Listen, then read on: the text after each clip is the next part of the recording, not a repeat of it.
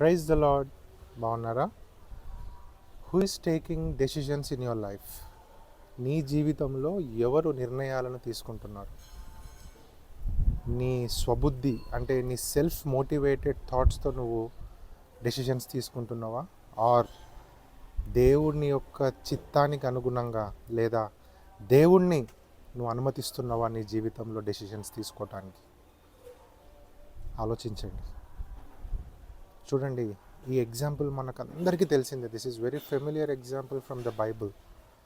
యోనా ఆయన దేవుడు చెప్పినటువంటి నిర్ణయానికి వ్యతిరేకంగా ఆయన సెల్ఫ్ మోటివేషన్తో ఆయన తీసుకున్నటువంటి డెసిషన్ తర్వాత జరిగినటువంటి పరిణామాలు ఏంటో మనందరికీ తెలుసు. We all know, right?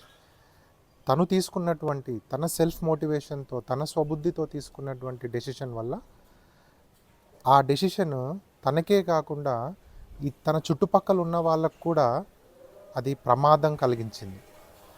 ఒక డేంజరస్ సిచ్యువేషన్లోకి నెట్టేసింది. ఎందుకు? దేవుని నిర్ణయానికి కాకుండా తన నిర్ణయము జరగాలనుకున్నాడు కాబట్టి.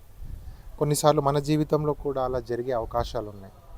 దేవుని నిర్ణయాన్ని మనము వెతకకుండా, ఆయన యొక్క పిలుపును మనం వెతకకుండా లేదా ఆయనను అనుమతించకుండా మన జీవితంలో డెసిషన్స్ తీసుకోవటానికి మన సొంతంగా మన స్వబుద్ధిని ఆధారం చేసుకొని కనుక మనం డెసిషన్ తీసుకుంటే నువ్వే కాదు, నీ చుట్టుపక్కల ఉన్నవాళ్ళు కూడా, నీతో ఉన్నవాళ్ళు కూడా దానికి బాధితులు కావాల్సిందే.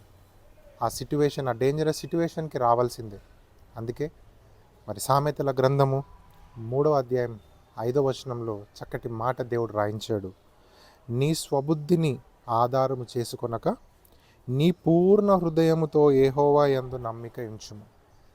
సమ్టైమ్స్ కొంచెం చంచలమైనటువంటి మనస్తత్వం మనకు వస్తుంది. ఒకవేళ నేను ఈ డెసిషన్ తీసుకుంటే ఎంతవరకు నేను సక్సెస్ అవుతాను, ఎంతవరకు నేను ముందుకు వెళ్తానని.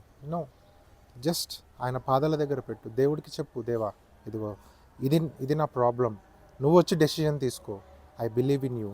నీ మీద నేను నా పూర్ణ హృదయంతో నమ్మకం పెడుతున్నానని నువ్వు గనక డెసిషన్ తీసుకుంటే నువ్వే కాదు, నీ చుట్టుపక్కల ఉన్నవాళ్ళు, నీతో ఉన్నవాళ్ళు కూడా ఒక ఆనందాన్ని, ఒక చక్కటి శాంతికరమైనటువంటి సమాధానకరమైనటువంటి జీవితాన్ని అనుభవించడానికి అవకాశం దొరుకుతుంది. అలా కాకుండా సెల్ఫ్ మోటివేటెడ్తో, సెల్ఫ్ ఆలోచనలతో స్వబుద్ధిని ఆధారం చేసుకుంటే నీ చుట్టుపక్కల ఉన్న వాళ్ళు, నువ్వు కూడా డేంజరస్ సిచ్యువేషన్లో పడిపోతావు. జాగ్రత్త. God bless you.